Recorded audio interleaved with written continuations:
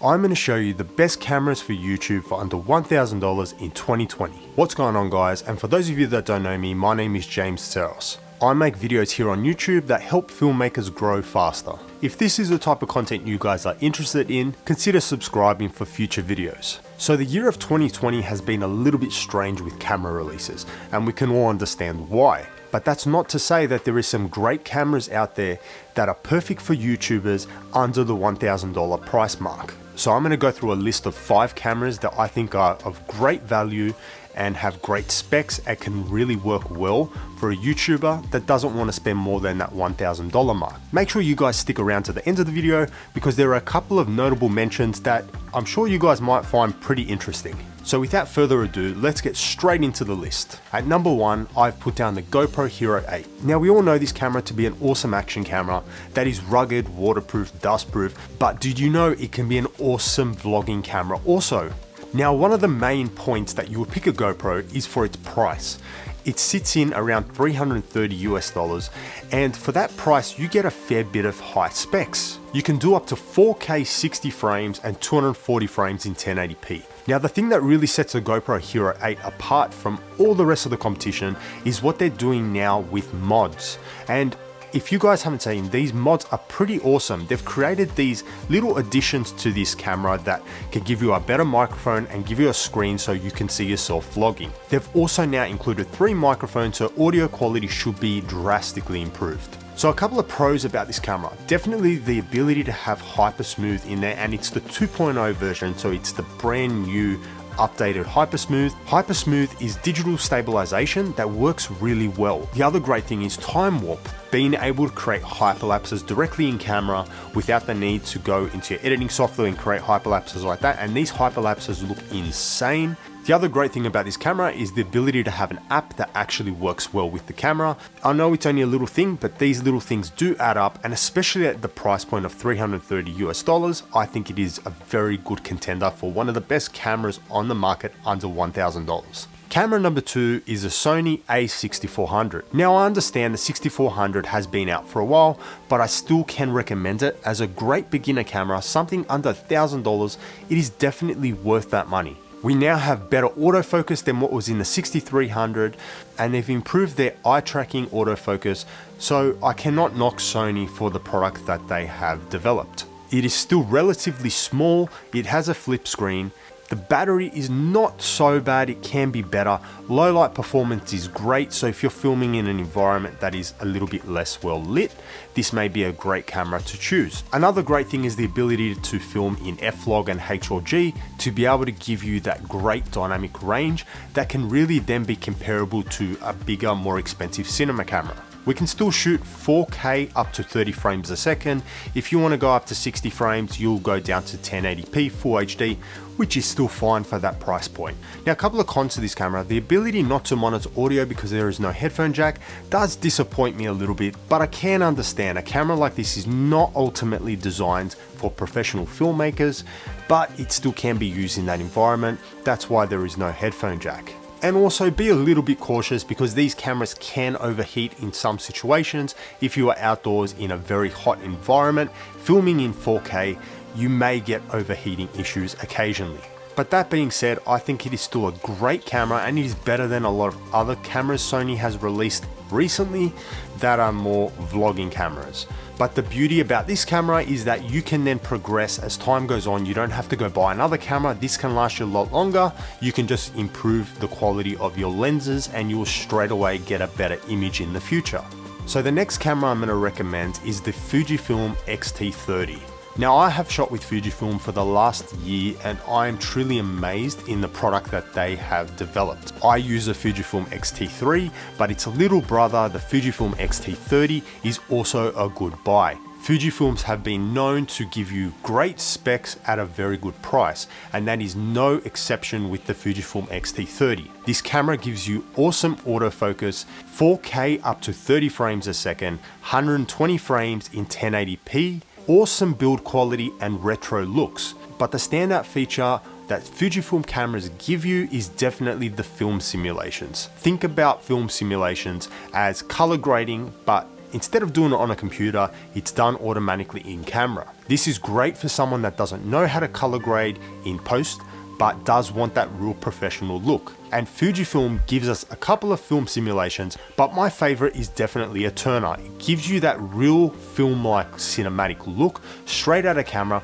without doing anything in post. The Fujifilm X30 also gives us F-Log to be able to get great dynamic range straight in camera to rival those big cinema cameras. Image quality is great. You have a very good bitrate, so it means that you will grab a lot of detail in your shots. I cannot knock image quality at all. Fujifilm does really well with color science and image quality, meaning that the colors are very representative of real life colors, and the detail held within those colors and the image as a whole is very high. This is a really great camera for under $1,000. There are still a couple of drawbacks with the X30. The first one will be its 10-minute time limit in 4K. So if you guys do a lot of long form shoots, maybe 20 minutes, 30 minutes without stopping the camera, this might not be the camera for you. The other thing is it doesn't include a flip screen, so you may have problems vlogging with this camera unless you buy an external monitor, which you may not want to do because the price then goes above $1,000 and there are other cameras on the market that will fit this much better. But if you don't vlog and you want a very high quality image, the Fujifilm X30 may be a great pick for you. At number 4 on the list is the Panasonic G9. Now, like Fujifilm, Panasonic is also in love with specs and giving you those specs at a very good price. And that is no exception with the Panasonic G9. This camera packs a punch when it comes to specs. I don't think anything competes with it under $1,000.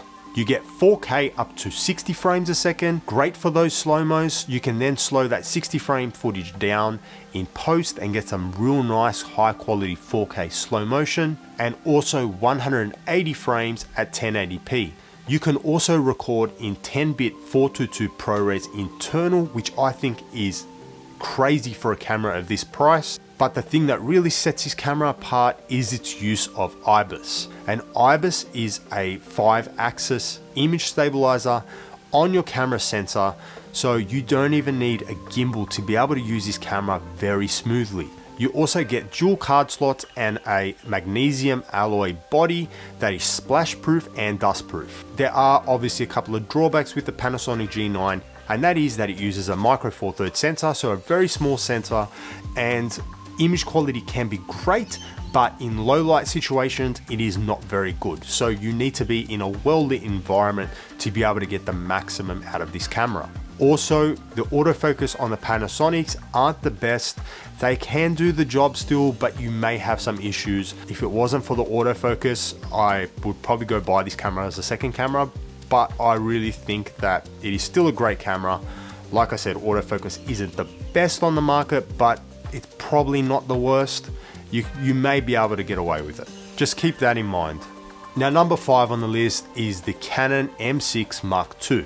Now, I know the Canon M6 isn't probably the best in this list of cameras, and I know it's pretty underwhelming in the large scheme of things, but there are a couple of reasons why I will recommend it for beginner YouTubers that want to spend under $1,000.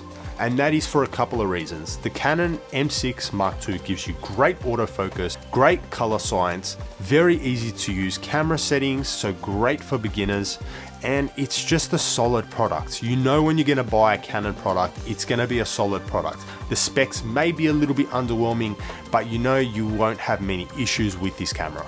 Now, the Canon M6 Mark II does 4K up to 30 frames a second and 120 frames in full HD. And for those of you guys that don't know, Canon definitely has the best autofocus on the market. So if you are in a vlogging situation that you need to rely 100% on your autofocus and you can't really afford to always look at the screen like this, then the Canon M6 Mark II may be a great point because you can really rely on that autofocus system. It also now includes eye detection, so it will lock onto your eye and it should stay locked on. So if you want a no-frills camera that just does the job really well without having all these other specs that you might not use, the Canon M6 Mark II may be the camera for you. So now that we've gone through that list of 5, let's get on to some special mentions. If you guys are in the market for something maybe even cheaper than $500, you may want to look at a couple of cameras, and you may even look at secondhand cameras, because there are a couple of cameras that are really great to start YouTube with, and they cost way under $1,000, and they are very solid products that really just do the job. Number one is the Canon 80D.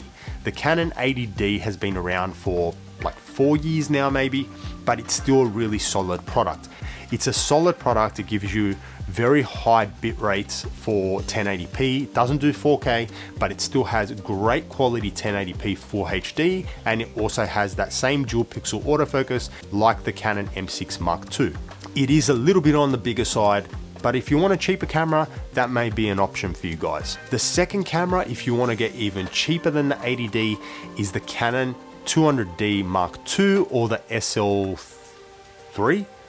Yeah, SL3. Now has 4K in 24 frames, which is also great. I think it gives you a little bit of a crop, but for the price, it is definitely worth picking it up for your first camera. There is no camera that I would recommend for under $500 other than this camera. Color science is great, still get dual pixel autofocus, interchangeable lenses, flip screen.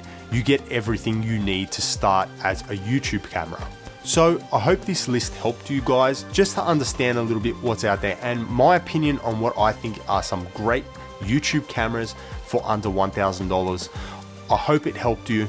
Do your research before you purchase any camera. There are always pros and cons to every single camera. You just need to find the one that fits your situation best. If you guys have any questions, please leave them in the comments below. I would love to answer them for you guys. And until next time, I will see you guys in the next video.